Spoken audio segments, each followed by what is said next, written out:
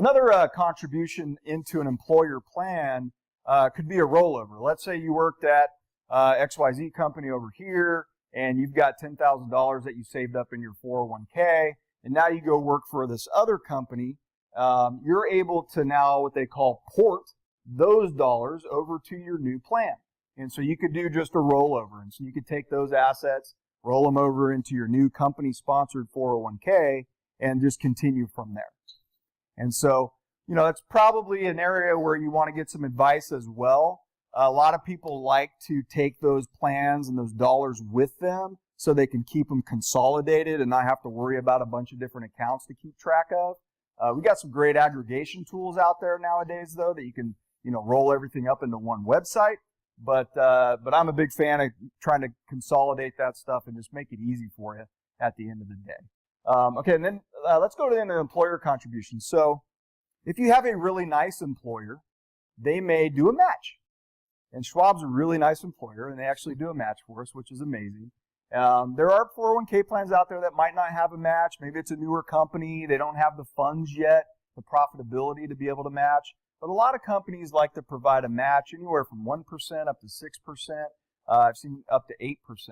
What that means is that they're going to put that percentage of your pay into your 401 account on your behalf in addition to what you're putting in. And so when I talk to folks that are getting started, basically anybody, if you're contributing to a 401k, you should at least put the match in. Because if, let's say your company decides that they're going to do a 5% match, but you only put in 2%, they're going to match you dollar for 2%. But if you go 6%, they'll match you dollar for dollar up to 5. Okay, so now you've got an additional 5 coming in on top of your 6, and even creates a much more powerful compounding effect.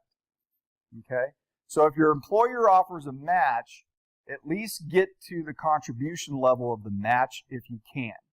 If you can't, and it's just, you can say, hey, I just want to put in 1% to get started, do that. The big thing here is just to do it, just to start early and start soon. If you do 1%, I think within a couple paychecks, you won't even realize it's coming out. And then you can increase it another 1% and increase it till you get to a point where you're right where you need in terms of expenditures. Okay, but you'll adjust as you go just by putting that money in. And then employers, there's also a profit sharing option.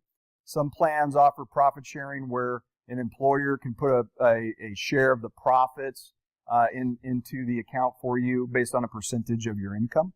Okay, so it could be up to like 25% of your income, and they'll put that amount into there for you. You don't see as many profit sharing plans anymore, especially with larger corporations. Where you do see them is in the smaller companies, smaller limited liability corporations, things like dentist offices, doctor's offices, attorney practices, CPA practices.